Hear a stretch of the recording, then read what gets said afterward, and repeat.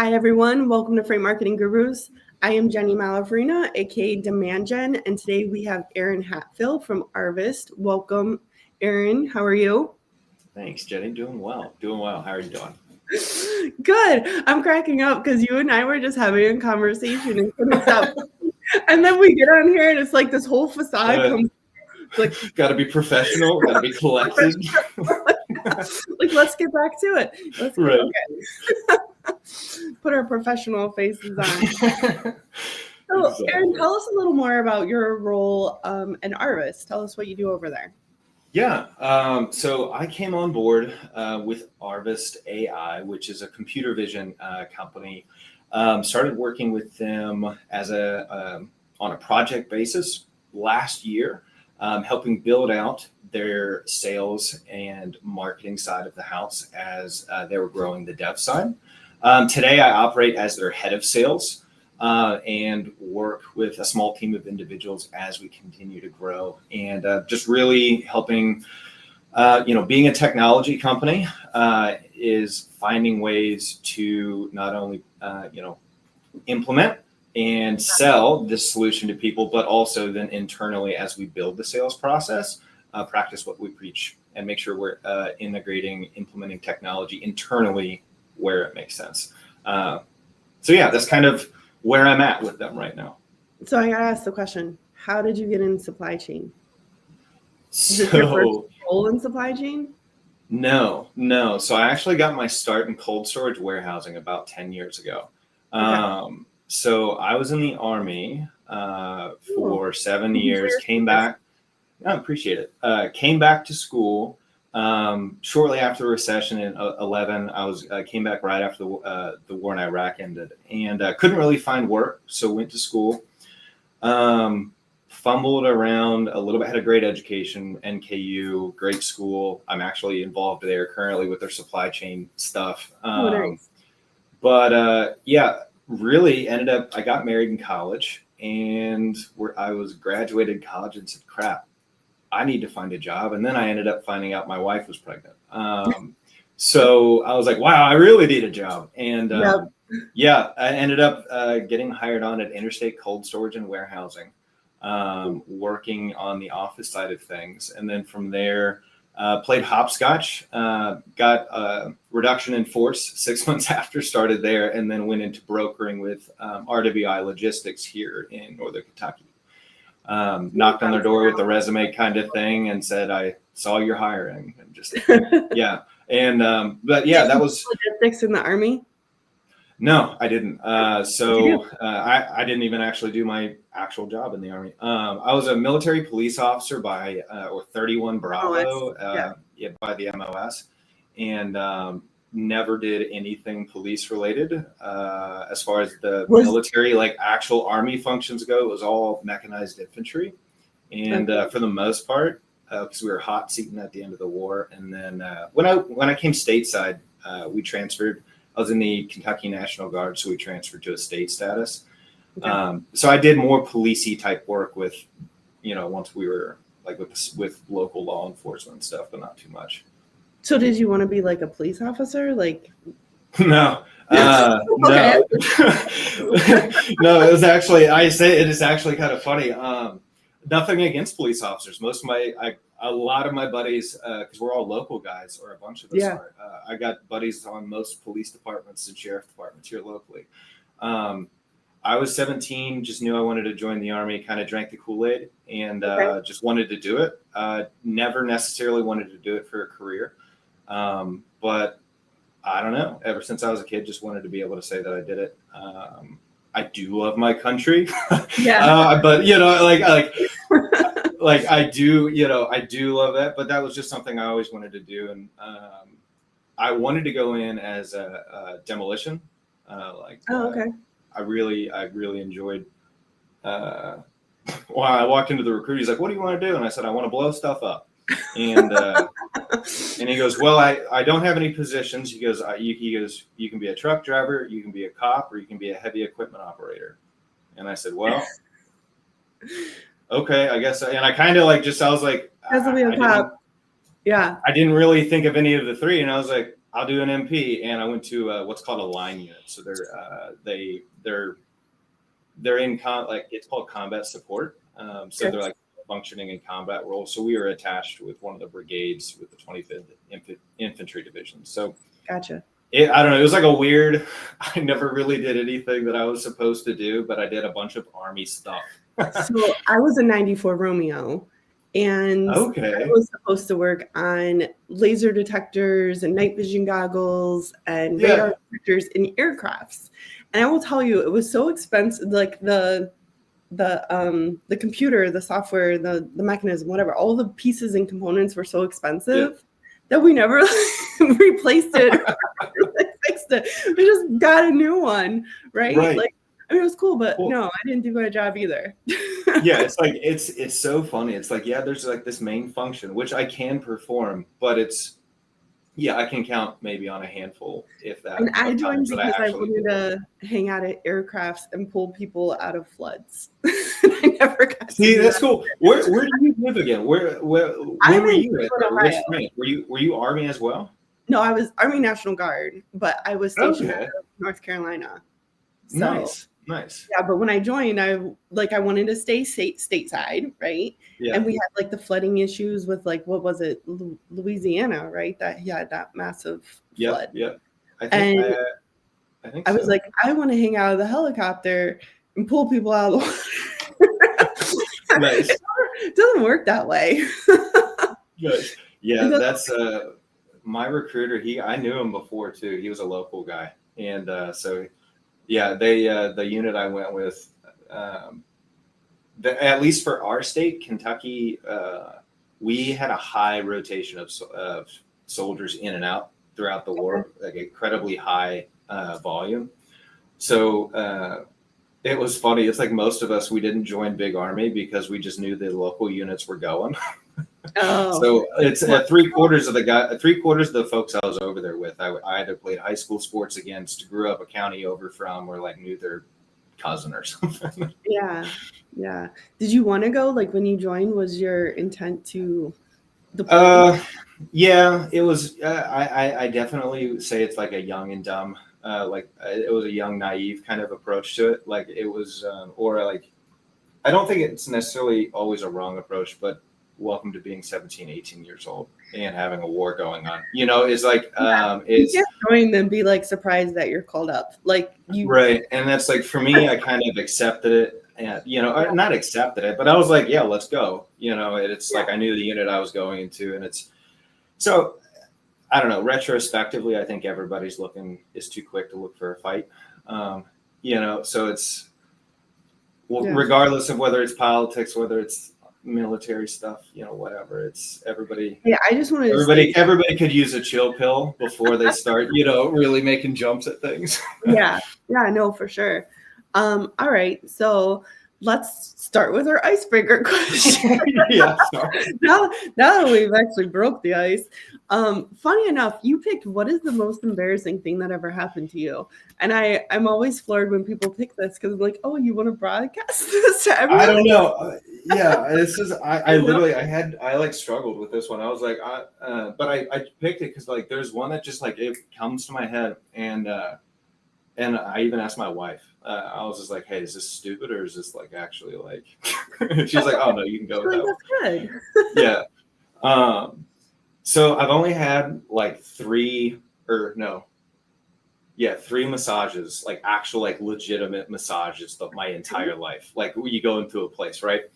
The first massage I ever had was in a suburb of Baghdad, Iraq. So I didn't like actually like I had my uniform on. Yeah, long story. That's a side trail rabbit hole. It was we also it was Thanksgiving and we found some grill and maybe we may or may not have found some local barbecue, et cetera, and stuff like that to celebrate Thanksgiving. But and then anyway, that's a whole other story. But the first time I ever had like a proper like stateside legit, like you go into one of those like massage envy places, right? Or like like it was one of those gifts I had for like it was like a Christmas or something like that from like one of my parents, and so I go in and I was like, oh great, it's a massage, and and they're like, I just had never done a massage before. And they're like, all right, so you need to like take your shirt off, take, your pants and everything. And I was like, okay, great. They had like a blanket and everything like that. I still had my like, the drawers on, like, but I didn't know you were supposed to lay down and like get under the towel. I thought you were just supposed to like sit on the bench like you're at the doctor's office. And like I was like, oh, she's like, I'm gonna get directed on what to do next. And so like this lady walks in, God love her. She's like, oh honey, no, she's like, you gotta, and I'm just like sitting there like a 12-year-old at like waiting to get like my knee hit at the doctor kind of thing. Your underwear. Yeah, and I'm a grown. I mean, I was like 31 at the time, so I'm a grown man. And I call my wife, like she's like, I'll give you 5 minutes, and she like shuts the door and walks. She's like, oh, it like does this kind of thing. And I immediately called my wife. I was like, you need to tell me right now what I'm supposed to be doing. And she just started bawling, laughing. She's like, oh my gosh. And I was like, the lady came back in. She was really nice about it. I was like, this is my first time ever doing this. So I'm really sorry. I was like, I just thought it was supposed to be like the doctor's office. I'm sure she understands. I'm sure that's not the crazy. She did. She was really funny. She was laughing about it. So like, even if it was fake, like I don't even remember her name, but to that lady, thank you for not making me feel to that lady, thank you. As much of an idiot. Like you made me feel not like a dummy. So thank you. No, that's awesome. That's good. So today we're going to talk about tech trends. Are you an Apple user or a PC? I am both. I predominantly use Apple though. Yes, like I've got Apple Watch. I've got an iPhone, Mac. I like Apple operating system, but I have a Windows Surface, and so like I was telling you earlier, like I'll go through bouts of where I'll kind of like take hiatuses from like Apple, and then I'll only use PC, and that's just I grew up using PC. Professionally, most of my career was using PC and Windows-based operating systems. So it's like, I'm just used to that. But I really enjoy, like I said, just certain aspects of the Apple operating system overall. Yeah, like I really like the interface. And so when Apple came out, I like, I got the Apple Watch and the iPad and the MacBook and the iMac. And so, of course, I have the iPhone. But it's getting to a point where the technology, I feel like, is not getting back. Like, I heard the next phone is like $2,500, and the upgrade is the camera. Right. Like, I'm ready to buy a dumb phone and a camera. Like, I'm ready to have 2 devices again.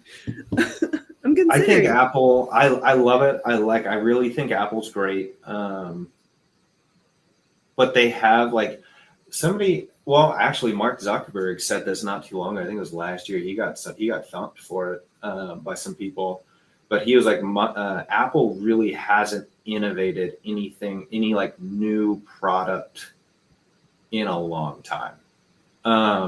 They've just reiterated and refined existing products, which is great. Jobs, like it just went downhill from there. That's exactly. I agree. I think Tim Cook. I've read Steve Jobs' autobiography. I've read about Tim Cook. I think he's a great COO. I think he's done a great job. I mean, he has grown the company, so credit where credit is due. But from a strict tech innovation standpoint, I think Jobs just added more of that visionary aspect. That kind of like. Look at what Elon Musk is doing with SpaceX and Tesla, and like him or not, he's pushing the edge. Like about the new stuff. I felt like I remember this like religiously September 16th of every other year. Yes, and you'd have people camping. Conference where they announce what's coming out, and I'm like on speed dial. Sign me up. It'll be here in a month, right? Like I have to be the first to have it. But now I'm like, it's the same thing. It's just maybe a different size. It's got another circle for a camera. Like I'm just The camera's great. But I'm tired of camera updates. And then like the experience with like that connection to everything, right? Is like for me, I'm like, this is annoying. Yes. Like if I don't want to answer the phone, I don't want it ringing on 20 different devices. Yes. Well, and it's like before hopping on here, I literally had to check on my phone, on my watch, on the computer. I put on Do Not Disturb. It's all connected, but I was like, I can't tell you how many times that I've been like sitting on a meeting, or I'm like trying to listen to something, from my computer or on the phone, or I'm on a phone call, and it's just like things come through, and I don't know. I like Apple. I like the interface. I like, generally speaking, its operating system, but I don't know, Android based. I might get it. Like I'm ready for it. I don't know. Like I remember like the OG Razors, and it's like, all right, bring back that era of like, yes, I had a Nokia and it was indestructible. I had a Nokia. I think we just admitted we're old. Yes. Right. I remember the brick phones. But yeah, like there is like, it is funny being in tech. Like I like the phones, for instance, the interconnectivity. I think it's a great thing. But I think kind of in a lot of ways, but especially on like the societal side of it, when you get to like Apple and Android, I don't know, you just said like folks our age, we're getting tired of the constant stimulation that technology brings. So it's like, all right, where is technology starting to not benefit or be a detractor in either a human life or like a workplace, right? And it's like, this would be an example where it's like, I love the feature itself, but it's like there can be the downside of it. I don't know. I like Android because it's more of like a chop shop to me. Like I'm a car guy.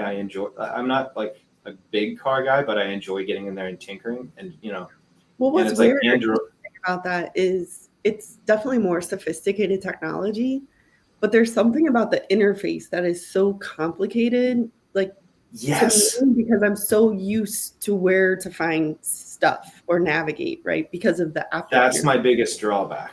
That is, yes, that's one of my biggest drawbacks. The menus are different. Everything's different. The same, but different. Yeah. And it's just, I don't know. Yeah. Honestly, I'm at the point where, give me one of those old school, like, I still, like when I was a kid, we still had one of those phones that you plugged into the wall, and it was a super long cord, and it was in the kitchen. We didn't have a rotor, but we still had like one of those, and it was before it was before caller ID and the wireless and we had a long cord, and then I was like, I'm kind of at the point where I'm gonna start keeping my like cell phone number, under wraps, and then just get like an old school phone. Just really. Oh, you're going old school. You're bringing it back. I don't know. There's some things like, it's just funny. You talked about getting a dumb phone or even something like that, because it's just like, Could you imagine if you had a camera? Like, remember? I don't know. Camera and a phone? Right. Well, and it's funny because like I took my kids down to on spring break. We took them down to Smoky Mountains, about 40 minutes south of Gatlinburg, in a place called Wares Valley. And my wife, she's a photographer. So, but like we were like, there was no TV. We had this like safari glamping tent, that we stayed in Airbnb, cool. But there was no TV. It had electric heat, everything else. And it was kind of like a nice like disconnect. Yeah, we drove. It was only like a 4-hour drive from our house. Well, no, I mean, like, how old are your kids? 6. Turning 7 in May, and then 4. Okay, so they're still a bit younger. I think if I took my 17, 15, and 13-year-old in my murder, but I love that. Touché. I love the idea of disconnecting because we are so like enthralled with technology. Like it is our life now. Like everybody now like is like, oh, ChatGPT. Like everything is like technology based. Like people have it on their cell phones. They treat it like an entity. They ask them questions. They have conversations with it. And that's just one facet, right? Yes. You can talk to it. It's tech is everywhere. It's fully consumed us.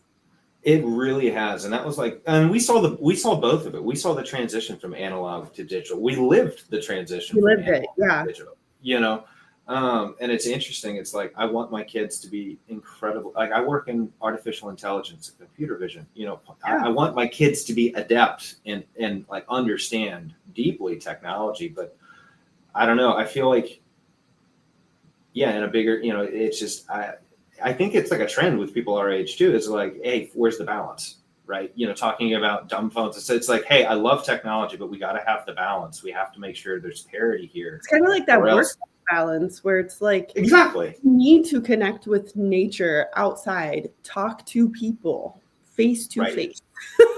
Right. Yes. Like you need these things. And like we've turned so much technology into our everyday practice that it's like, I wake up, I get on my computer, I have my ChatGPT, I listen to my Alexa, I ask what the weather is, like all these things. And oh my God, I said the A word. So I'm scared. I'm scared they're all about to go off. I'm like, oh, but hey, let's pivot and let's talk about Fr8. Sorry. No, because we could stay here all day. We could stay here all day.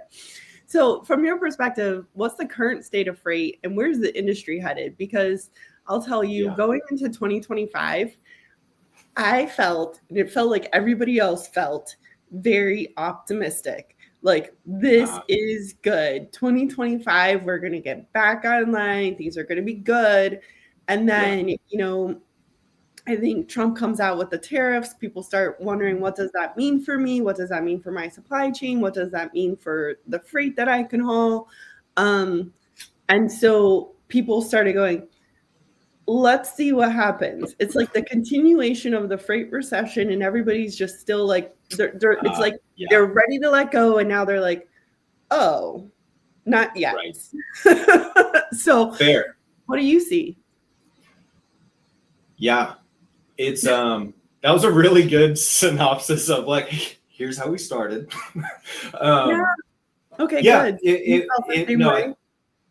So it's funny because I've had conversations. Sorry, the sun's glaring over here. I've had conversations with. Well, so I own a consulting agency as well, and I work with several small and local businesses, also, and I'm involved in some. With Arvist in particular, we work with international clients, and we have international relationships, and our team is also international. Fun fact. So those are kind of the avenues that kind of influence like my view on this. Like tariffs are obviously the tops of everybody's opinion. Now, I don't want to inject any personal opinion. The tariffs, there's an economic argument. If you do reading on like President Trump always talks about William McKinley and the economic factors surrounding his presidency and so forth.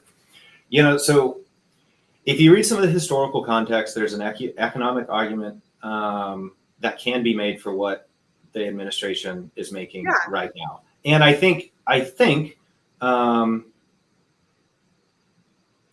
it could benefit greatly. Now, I'm a great economist. I can talk. Named Dr. Barani at NKU. I've developed a relationship with him. He gives a real good kind of just overall impartial analysis pretty consistently of what's having an effect here, what's having an effect there. Tariffs, I see positives from the marketplace in the standpoint that there are exceptions for US MCA. There are some other concessions being made as far as severity. I think the whole parity play as far as tariffs on an economic scale, I think it's fair just from an economic standpoint. That being said, it's for it to pay off, in my opinion.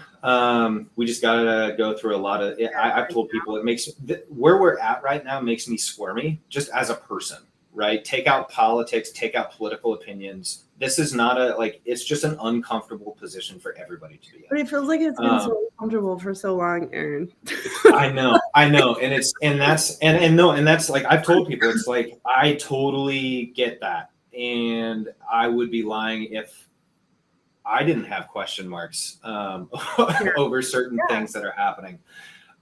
Now, the silver lining, though, from like what I've experienced personally, with Arvist in particular, over the last, approximately 12 months, I've got 30 different boarding passes on my Apple Wallet, from travel for trade shows, client visits, on-sites, tours, some consortium visits, some relationships that we have with Georgia Southern University and so forth. Business is still hot, is what you're saying. Like business is still, yeah. And that's like a lot of people, you know, they look at the market, especially, you know, with the stock market, the way it's been fluctuating. Totally fair to have all the feelings, and whatever the feelings are you have regarding it. From at least my personal experience, we work with folks in Central and South America as well, in some facilities there. So yeah, in those instances, transparently, it is giving people pause because they have question marks over, oh, what's happening, you know, or what X, Y, and Z. Sure. But that's not slowing down business. If anything, I think once this trade war, if you want to call it that, no, that sounds like a long time. I know. If you want to call it that, I think we're going to see, like, once this settles down, I think we're going to see a slingshot effect. I think the labor market is adding incredible tension right now in 2025. Yeah. Or the lack of available labor. One of the things I'm happy to see is the house is popping up on the market. I feel like that's one of those things where you used to see them all the time, and then it stopped, right? And then just this past week, I think I've seen like 5. And I think that says a lot. Because I agree. So like, okay, people are starting to make moves. Like that's definitely a good thing to see. I mean, you know, overall they had the cabinet meeting, you know, from an economic standpoint with updates. Energy prices are down 20% since the start of the year, you know, so there's positives that go alongside of this, right? Yeah. But the reality is inflation is down. It was not by much, but it is still down as of the last report. That's a silver lining, but we all wanted to going to the grocery store and seeing what it is, but at least it doesn't feel like it's going up more. Yeah, you can see it at least here locally. $6 for eggs. Exactly. And now the eggs, which is interesting, and this is where I get the agriculture side. So like the eggs, the eggs is about the least political situation we have on the international talking stage right now, yet it is being made into such a political talking point. So here's a little fun fact for you, because I actually operate and run a cattle farm and have a bunch of I'm involved in agriculture around here. So the eggs in particular, right?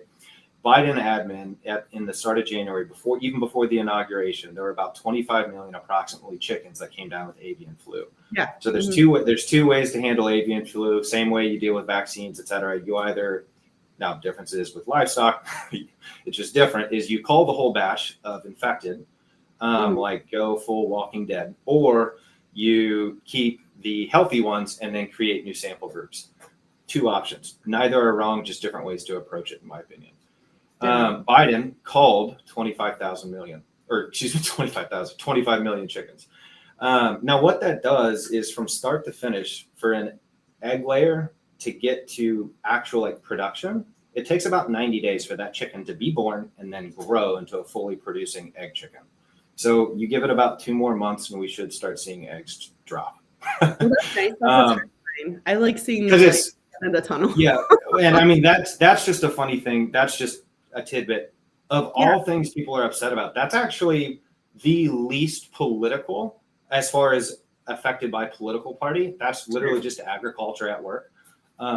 Inflation, on the other hand, you know, those are the big 3: inflation, tariffs, labor market. Those are my big like 3 things that I'm floating around.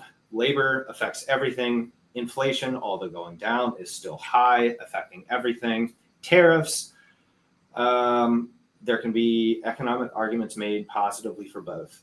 What I see right now is I think we're heading towards a positive, based on just the recent developments I've seen, and that, you know, via Twitter, everything. I've read some of the actual just reports. Future-wise, and I'll just like kind of switching here because I think everything's going to like switch into the future or play into the future, is 2025. I think at least, I think it's just going to be a hard year. I don't mean a hard year in the standpoint that businesses are going to take a beating continuously. I think it's going to be a hard year because one, yes, we have this overarching, trade tariff situation going on, but the silver lining, it's going to be a hard year. But then you have examples of people. I don't know them very well, but I've had chit chatted with them a couple times. Matt Silver with Cargado and what they're doing down on the border. That's an example of, hey, hard times create strong solutions. Is find a need, fill a need. So I think really the rest of 2025, I think we might see. M&A kind of maybe pop up here towards the. Yeah, that's what I'm saying. I think we might see more of that. And I think companies need to focus on diversification. So yes. So that's kind of part of the M&A, but it's like, what else can you do versus going deep into something? Because if, like, for instance, marketing, right? When a company is struggling, the first thing to go, bye-bye, bye-bye marketing, right? Sure, right. But if I do other things besides marketing, I have something to fall back on. Right. And like, that's where I'm focusing my energy, is to say, okay, how can we be more than just marketing for a company? We could do other things. We can have other offerings or other solutions, things like that. That's kind of serve Virago, but at the same time, diversify us to give us other revenue channels if they say, hey, we've got to cut marketing support. Right. Well, and I think that's huge. Diversity. I was actually, some of the folks over at ProShip, Taylor made a post. Their marketing individual made a post about some key things or just key lookouts or points. And one of the things that I had mentioned was actionable, digestible data, and then diversification, just being good business sense. I think it's industry agnostic. That's when we need the leaders to step up. Like, leaders to shine. Yeah, I definitely think it, because, in a lot of ways, especially with all this, I think manufacturing production is going to play into it overall in the United States. I think being able to retrain, to your point, have additional service offerings. If you're a solution provider to a trucking company, if you're like the folks, my buddies over at ProShip, there's several other Ship Hero. I met with them at Frankly Fulfillment. Is find the people that do what they do well, do what you do well. Bolt on to that. Integrate partners. Bingo. Because ecosystem. Exactly. And that's what people are starting. Yes. And that's the kind of thing, is what Arvist has done very well. Aaron Hatfield, our head of partnership, he has started creating a program very well with partnerships, because everybody wants to talk partnerships and diversification. Most people, I think, in my opinion, are talking referral programs, which is fine, but is a partnership where it involves some teeth to it, right? Yeah. Diversification inherently also involves some teeth into those relationships. And the way I look at it, I come from a family of, this doesn't provide any validity or anything, but my father, uncle, grandfathers were all entrepreneurs, businessmen, in different areas. One of my father in particular is in the financial world, right? And diversification, I always grew up just learning that kind of stuff, or just kind of by osmosis, since I was just around it, diversification in the supply chain, diversification in your business solution offerings. It needs to stay in line with your core focus and product, or complement it at a minimum. Yeah. But diversification is kind of like looking at a mutual fund, right? No, this isn't financial advice, but it's like, but it's like, if you're, for instance, like, let's say you're a shipper, right? And you have one carrier, or realistically, you have three carriers. Okay, well, peak season comes up, X, Y, and Z is going to happen based on the technology you're using. Hey, guess what? You can predict this more. You can, analyze this more. You need to add three other carriers for peak season X, Y, Z, rather than, or let's say you have three carriers and then two drop out. Now you're kind of SOL. Is it's like a mutual fund in that aspect, or an insurance policy is what are you doing? You're saving yourself headache for on a rainy day, you know. And I don't know. I think in so many ways, not only companies, but also individuals in our space, whether it's on, because I got my start in logistics, like old school logistics. I didn't get my start in tech. So it's like, whether you're in old school logistics or on the tech side of things, this diversification, especially heading into what honestly is kind of an unpredictable 2025, in my opinion, overall. At least as of today. What comes to mind is win together. So if you're more likely to partner and work together with others to come up together versus like, oh no, I have to work on my company and do these things and we have to beat everybody else out. Like, you're going to be more successful if you work on the win together model. Exactly. Like, exactly. Solution that complements what I do really well. You do this really well. We bolt on, we integrate, we expand our ability to reach the market. We communicate, we play nice together. We're part of the ecosystem. We together solve problems, like, right? Like, win together. I've coined it. We're going with it. It's the 2025 model. No, I think you're absolutely right, and I think you know, I was talking with another, and I'm giving shout outs, and I don't give shout outs because I name drop because I value people's opinion, and there's a lot of smart people that I've been lucky to be around, and they've influenced, you know, in whether it's professionally or even in just, you know, personal thinking, a lot of ways. But Steve Edelstein and I, the king of beauty, so to speak. He's pretty active on LinkedIn. He's a great guy up from New England and Connecticut there. But we were talking about a lot of this economic stuff about a week and a half or so ago. And just for added context, Steve and I don't see eye to eye on a lot of things, which is kind of a beautiful thing, because it was a wonderful conversation with Steve, and I consider him he's an awesome professional friend.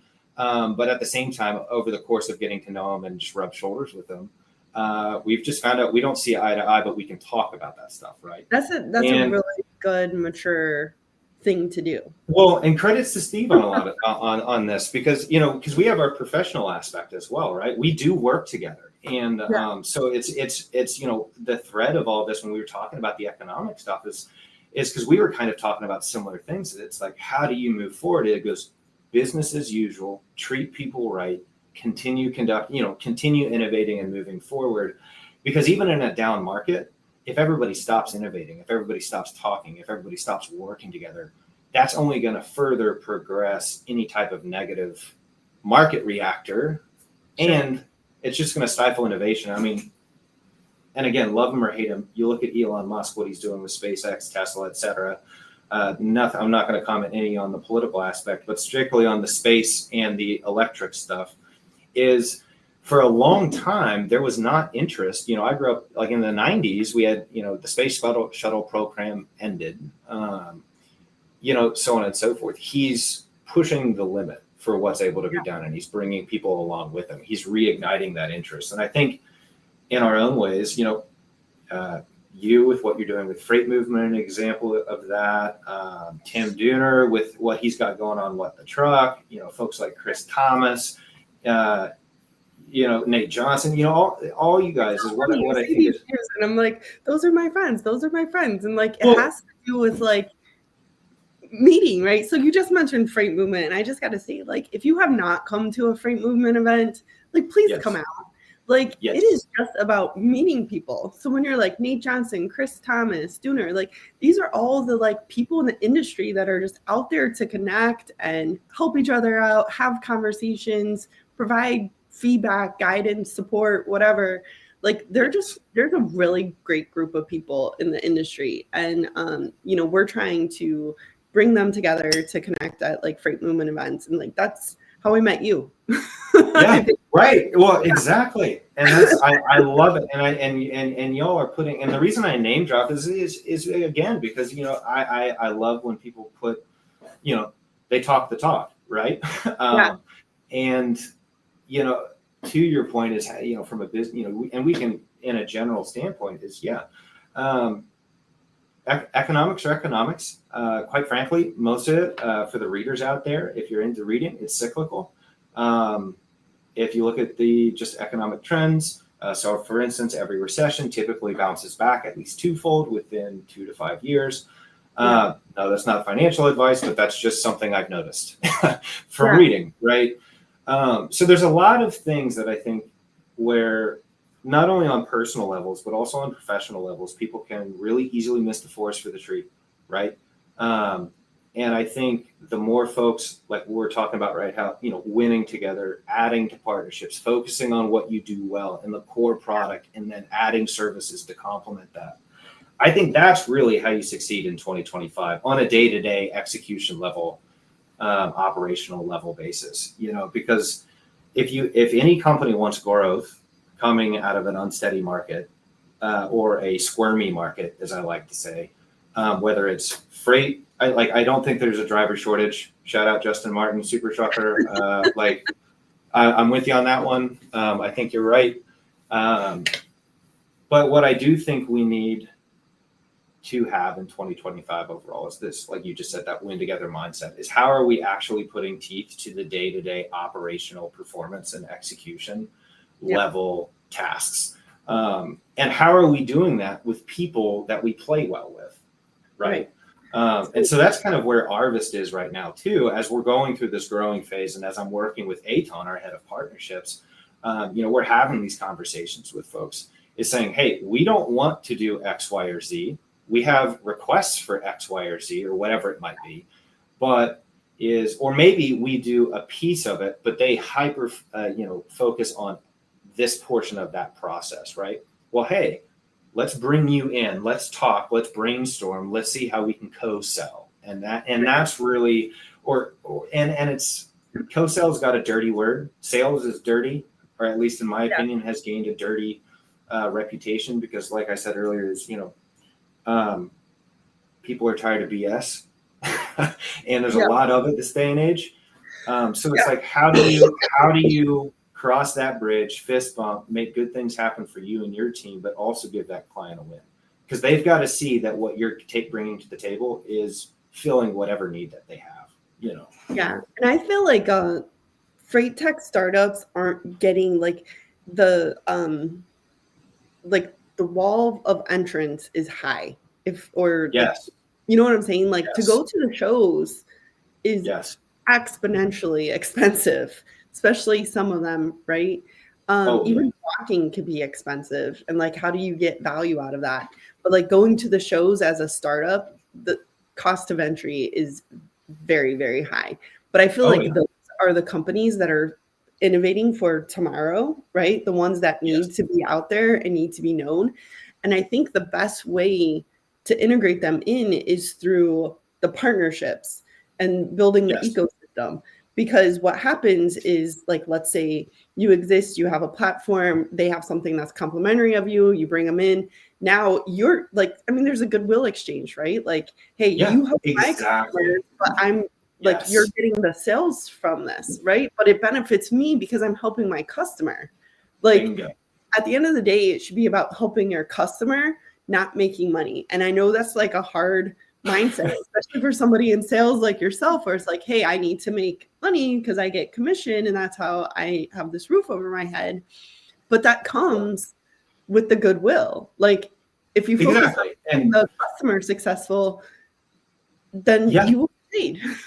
Exactly. Well, and it's funny you say that. It's one of the things I've told with the team at Arvist. I'm very open with this as well. And I won't use the since it was an internal meeting.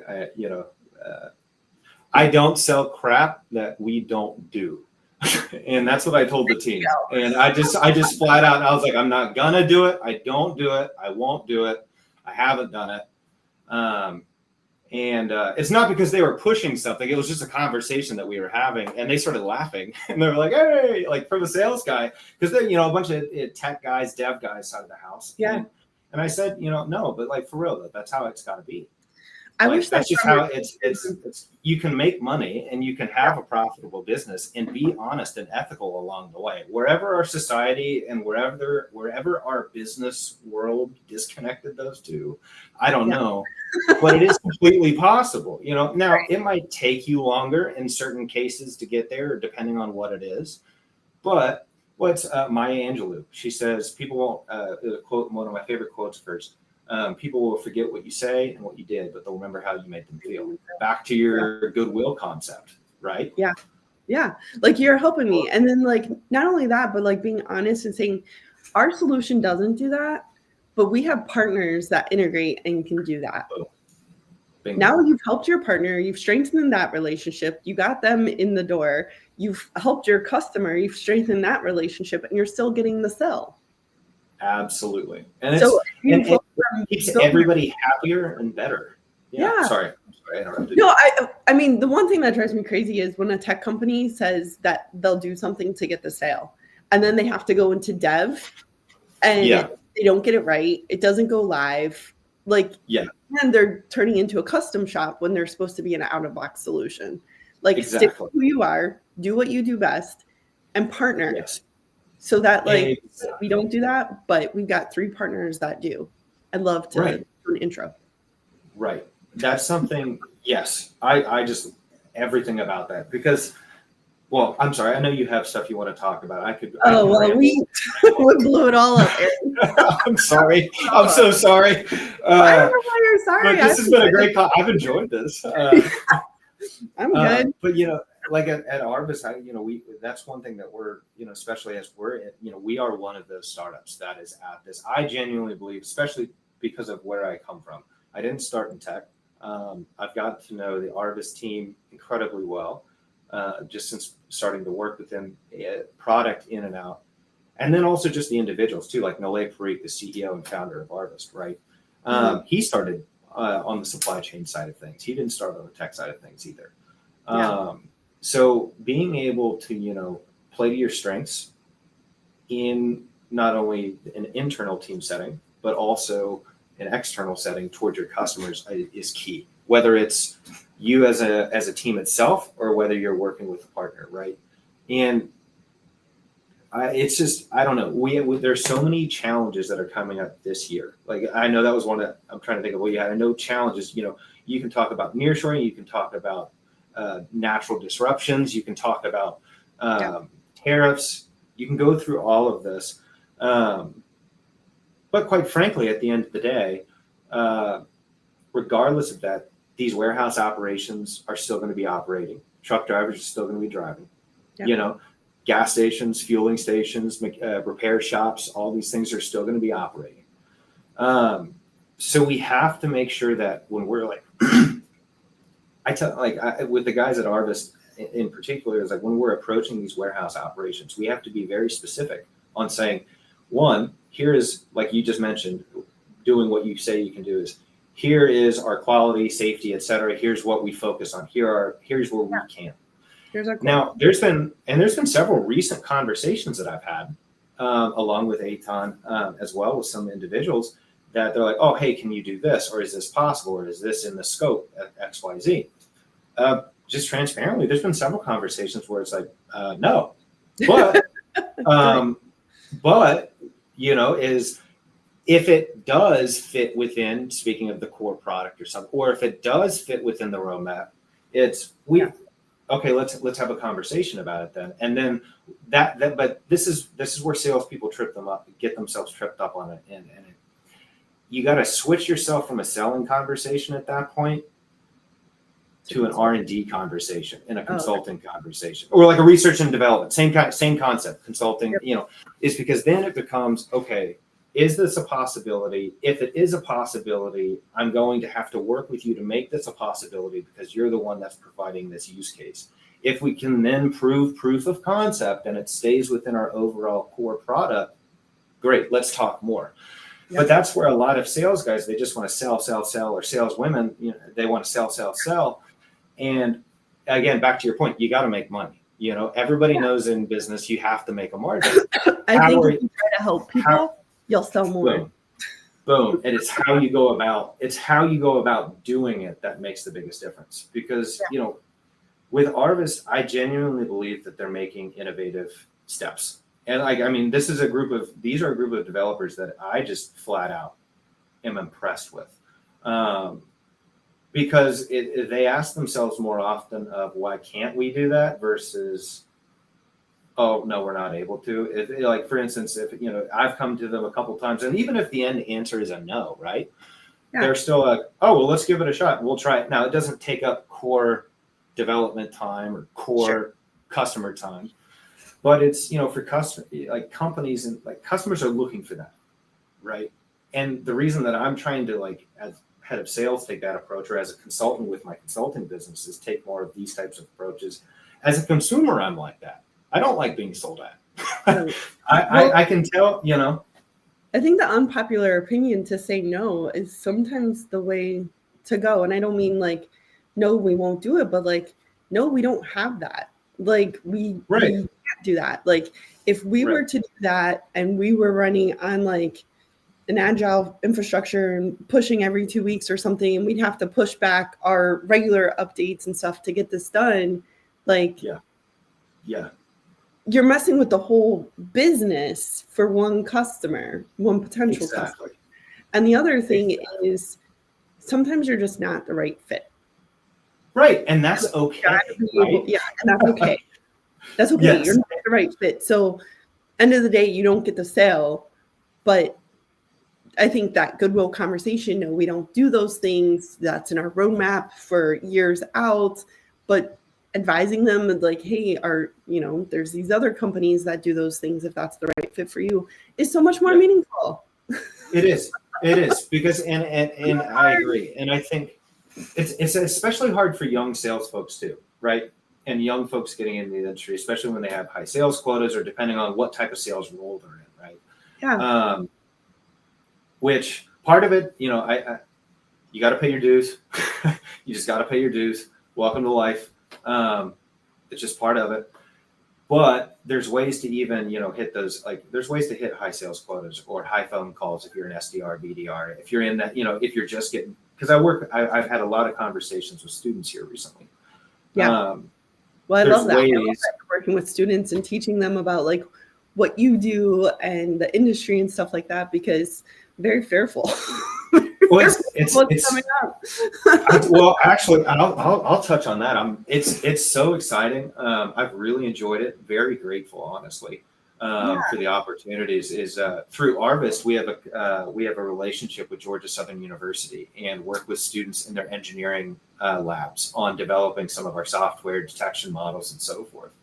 Yeah. So we were able to spend some time down with them a couple weeks ago, but then also this week. The week after that, I was up at NKU with their Verse Supply Chain Hub of Excellence, talking with a couple of their supply chain management majors.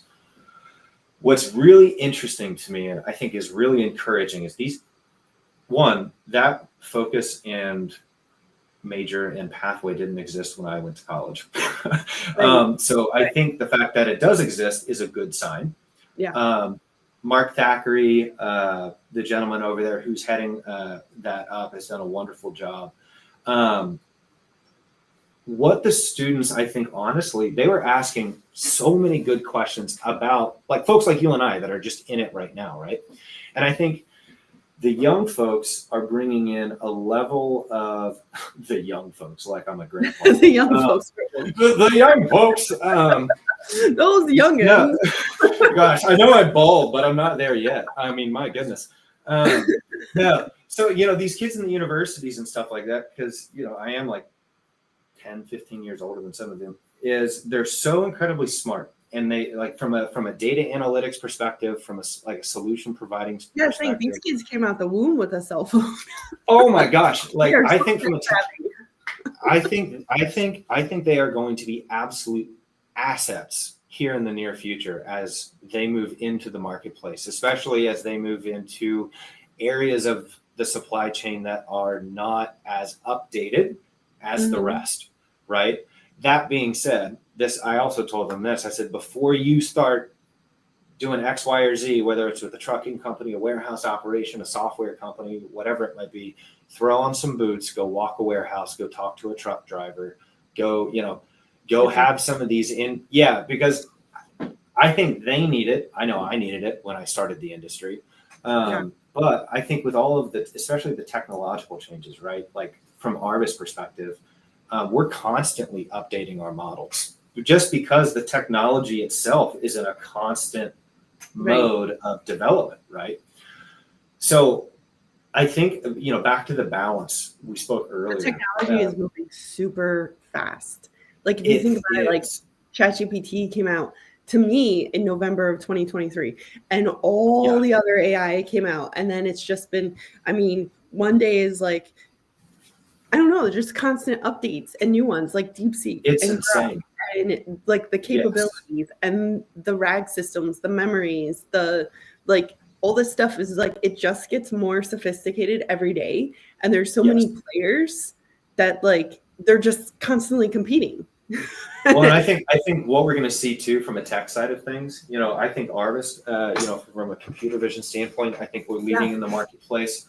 But call me biased, whatever you want. I'm not a bandwagon guy, never have been, never will be. That's helped me and hurt me along the way. But from a computer vision standpoint, there's that, with them. And I think the companies that are going to succeed long term are going to be the ones that keep pushing the limit, keep pushing that needle from a development standpoint. That are embracing it, but at the same time, though, do not lose. Here's back to the balance. Is it filling a practical, digestible need, whether it's data, whether it's a warehouse, and it's like that's where a lot of these tech solution providers that I see. A lot, folks that I rub shoulders with, and things I've shared with, a lot of the companies at Georgia Southern that I met with, as well as NKU here locally, is be very open with that feedback loop, because if solution providers aren't filling a need, then you have a great fancy toy. I was talking with Gord McGill. I've only met the guy twice. I love him. I follow him on Substack, but I met him at Matt's, and we were talking about AI.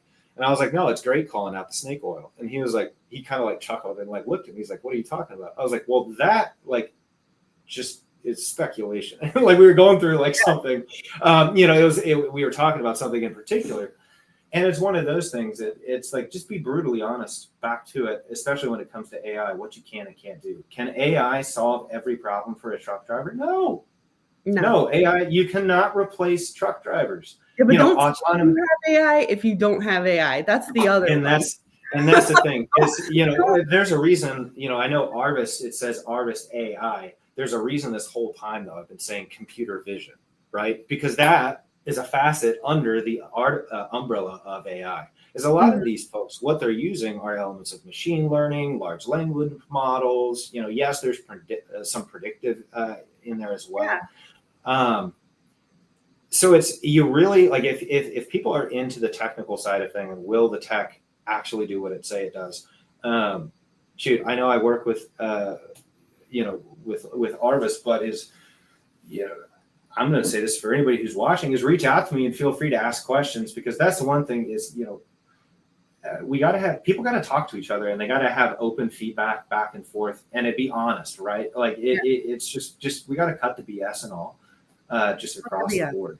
Like honestly though, it's like at this point is, we're at the age, we're and stage of life professionally where it's like, listen, if these changes are going to start happening on a large scale, we're the ones that are going to have to start making them happen.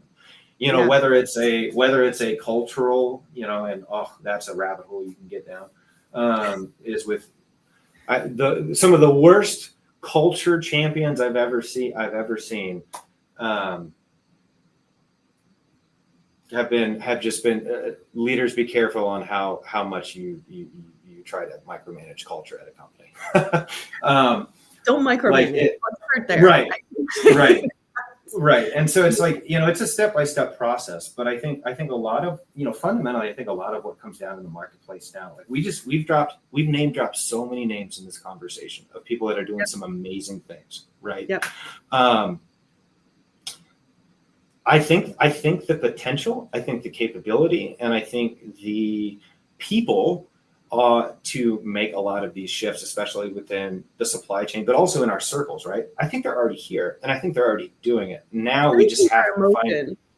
I think There's definitely people who are starting to stand out more than others. Like you named people that are like, not necessarily like famous in the industry, but making change, making impact. Right. And so and they're known emotion. I'm excited to see what they do. I am too, because I think, that's one of the things I really love seeing. Like when I ran into you guys at Matt's and seeing the whole crew that you guys had collected together, is business is business. Everybody's got to make a margin. Everybody's got to make the sale. Everybody's got to cut, costs at some point or at some angle, or processes here, there, and the other. Business is inherently a human thing. Good business is inherently a human relationship, so it's like when you see people like yourself, like I've mentioned, and these other folks that are out in the industry, people are remembering them because of how people are how they're making people feel, right? They're being straight with their business. They're being straight with what they can do. They're being straight with how they can help. They're being straight with their opinions. Right, as if they're asked, what does this all entail? Well, it's the new, we're relearning. People want to work with people, and people like to make connection with people, so they want to work with people. People want to work with people. People want to work with people they like. People want to work with people that other people like to work with, right? Exactly. And that's part of the larger ecosystem, and just being a good person. Sharing what you know, connecting people, doing goodwill.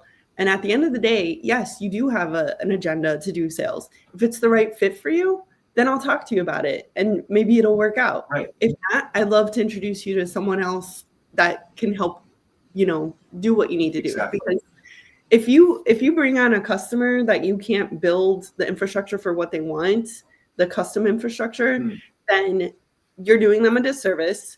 You're going to burn the bridges, and you're going to lose that revenue, right? Yeah, it's bad business, and it's just it's bad for business, and it's bad for relationships, and just like just don't do that stuff. Aaron, there is not enough time to have a conversation with you. I'm sorry. This has been really fun. I've enjoyed talking with you. Yeah. Well, I know I kept you for like an hour now. Honestly, I'd love to have you back on to continue the conversation and talk about AI and talk about business sales strategies, because we've only talked about kind of the economic side and the challenges and where supply chain leaders can step up. But so with that, we got to close out here. I like to ask, share some secret sauce. Like, what's something that can help somebody else that's not like well-known fact, right? Like it could be about a show, it could be about doing business, it could be about sales, like a piece of advice that you have that helps you be successful. All right. Let me think. Piece of advice. Don't sit on the side of the massage table in your underwear. Always excellent advice, regardless of always excellent Lay advice. Under the blanket. Right. Lay under the blanket. Right. Always good advice. Honestly, from a sales side of things, this is just an old school habit that I've never kicked. But like a Rolodex or even like a divider. I have just about every business card that I've ever received. Now I go through them and I'll rotate through them. But it's more like not a Rolodex. It's like a baseball card. You remember those baseball card boxes? Yeah, like a container, and then you have all the cards. Yeah. So that's what I.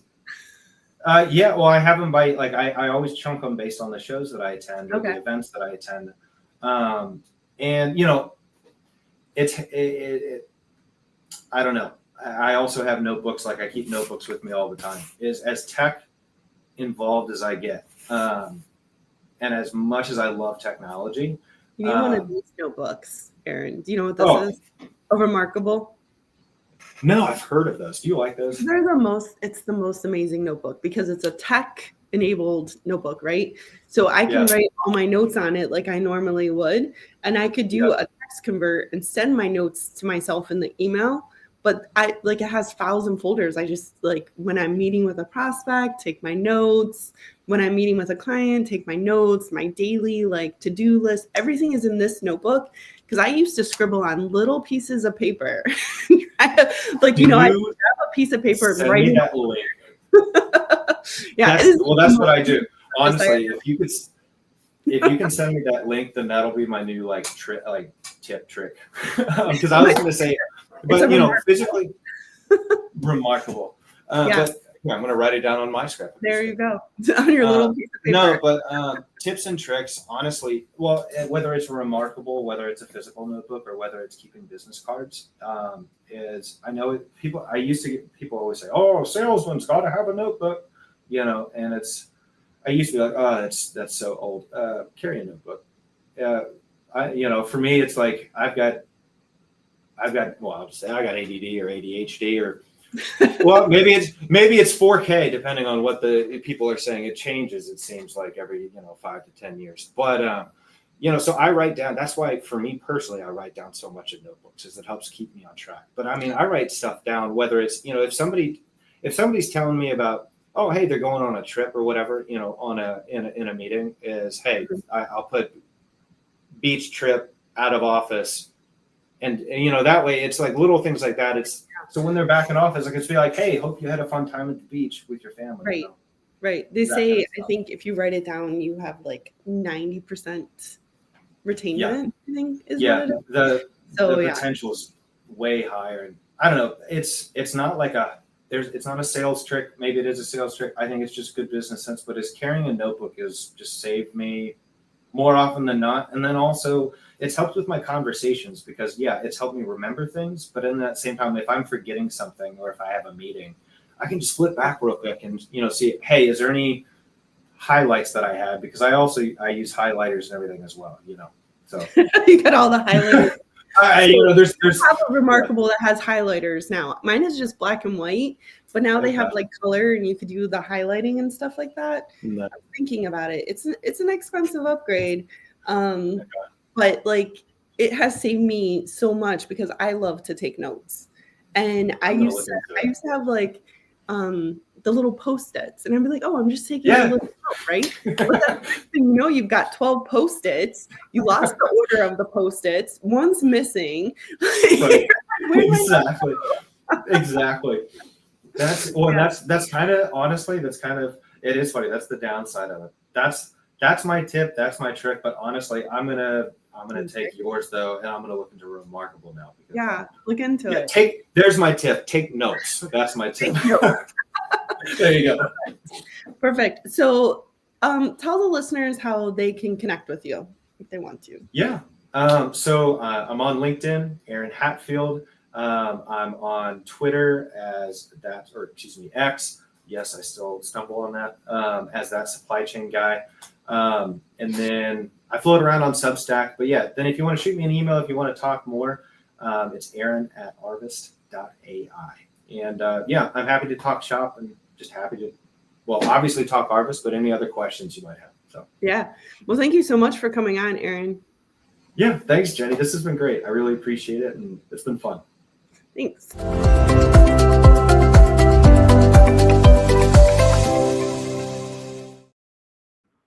Hold on just a second.